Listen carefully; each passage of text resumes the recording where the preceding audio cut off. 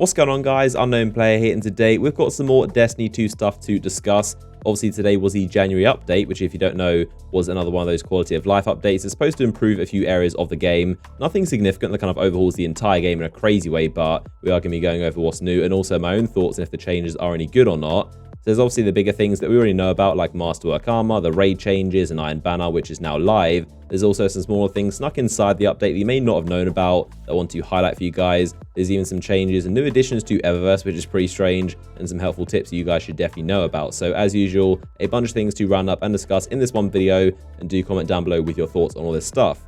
Now, in terms of this new patch, obviously there is now Masterwork armor that is now available, and also, of course, changes and improvements to the raid loot system, which we'll discuss later in the video. But before that, I want to mention a couple things inside the update that you may not have noticed that are pretty interesting. Firstly, are 3 changes to exotics, which are kind of buffs and nerfs at the same time. But obviously, the Prometheus Lens was hands down the most broken weapon in Destiny 2's history. It was crazily broken when it was just melting people in the Crucible, but now that was nerfed. And since then, it's actually been buffed up to where it should be, not being a crazy laser beam. So this is basically the final form of the Prometheus Lens. So as well as them basically giving it a damage buff overall, they also now made it so you can generate ammo infinitely. So you can forever just shoot the thing as long as you're killing lots of the ads. Obviously, the main perk is where you kill ads and you get ammo back. And that used to pull from your reserve ammo, so eventually it would kind of deplete, but now it just comes out of thin air, so you can infinitely shoot and never ever run out of ammo. So pretty cool perk. I do actually like the weapon, so it's actually pretty decent now. Haven't tried it in Crucible yet, but in PvE it's still pretty fun. Now, for the Lucky Pants exotic hunter boots, it's pretty strange because these got literally the opposite of the Prometheus Lens. So these had an issue, as they're calling it, where you could actually get infinite ammo by, I guess, swapping out the 2 hand cannons and constantly swapping back and forward, and eventually you would never deplete ammo, but that's now been fixed. Not really too sure why they did that. Doesn't seem like a massive priority to me, but that's now been fixed for the Lucky Pants exotics. And there's also the Ophidian aspect for the Warlock. Probably the best Warlock exotic in my opinion. Absolutely love the things. They actually had a pretty weird bug before that I noticed a couple times, where if you use a weapon with quick draw, they would actually mess up and it would basically take quick draw away from it. So that's now been fixed. If you use a weapon with quick draw, you can now use them with the Ophidian aspect and it's not going to be bugged anymore.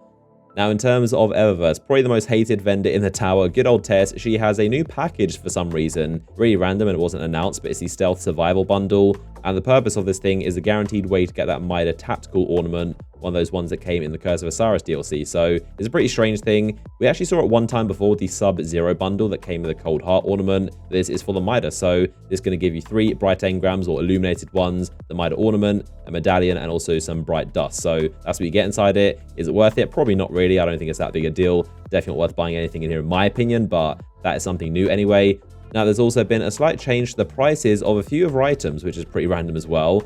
The Vanguard boon used to cost 350 bright dust, that's now been reduced to 250, and the Crucible boon used to cost 750 and now costs 600. So I'm not sure why the Crucible boon is so expensive. I never bought one, but there you go, some weird price reductions, I guess.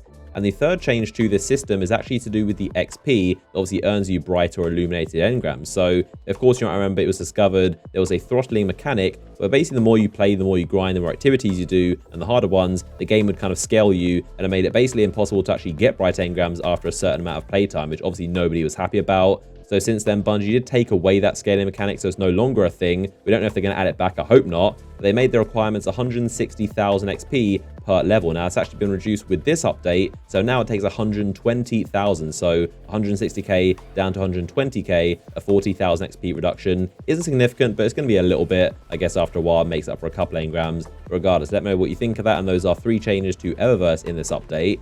So moving on to the next interesting thing is they changed the Lost Sector loot throttle, this kind of farming mechanic. There was obviously a kind of nerf to stop people from that massive cheese or farming exploit that you could do back in, I think, the November faction rally. So what they did to counteract that was implement a 10-minute lockout, which pretty much ruined Lost Sectors. I mean, it's very, very easy to do a couple Lost Sectors within 10 minutes, and it pretty much ruined it across the board for this one event that's only around for 1 week out of like every other 2 months. So it was a very over-the-top nerf just for this one exploit. That's now been reduced to 5 minutes, which is still kind of a bit high in my opinion, but it does take about 5 minutes to do a Lost Sector, so I guess it's not too bad. That is the fix for the Lost Sector loot throttle.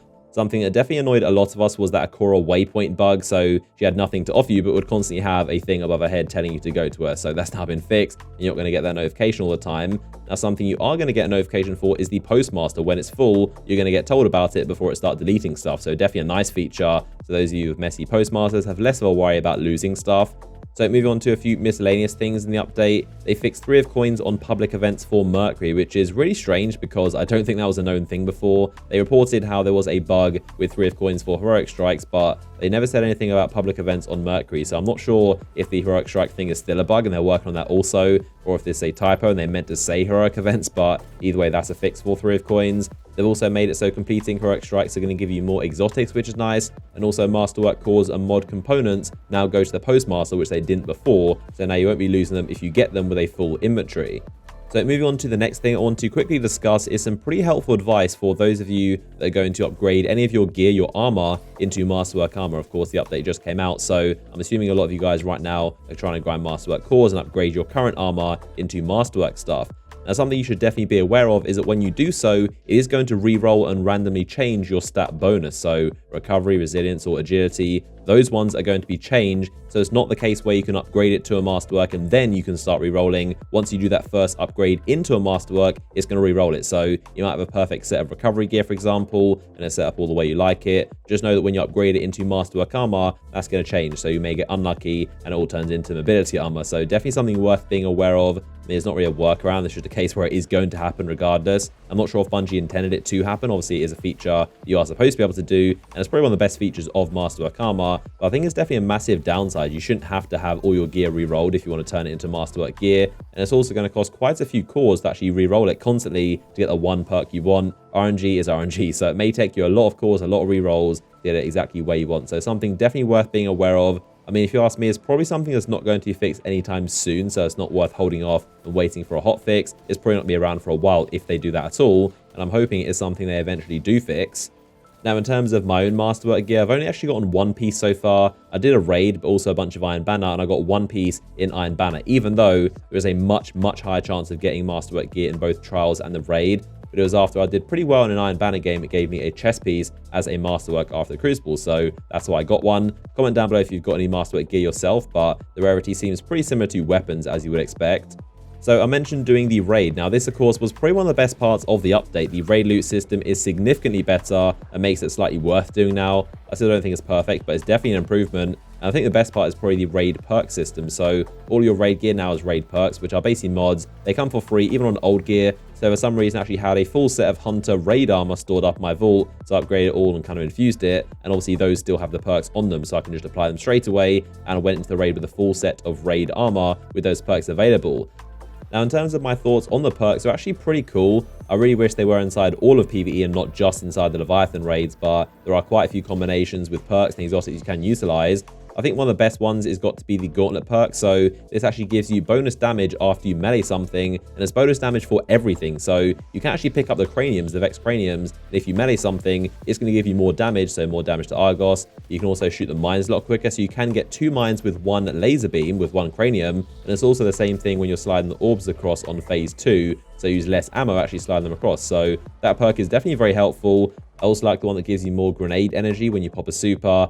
Overall, I do like the raid perks. Again, I wish they were inside PvE and more aspects of the game. I wish Masterwork Armor had those kind of benefits, but there you go. Those are my thoughts on the raid changes. In terms of loot, obviously you get guaranteed drops now, so I got a grenade launch my first time and the boots the second time. None Masterworks, unfortunately, and also no one on my team got that exotic ghost shell. It's apparently really rare, so comment down below if you got it, but I think I got pretty unlucky on those raid ones. But those are some changes and improvements. Overall, definitely very good for the raid, but I'd love to see that kind of applied to all of PvE and not just one activity.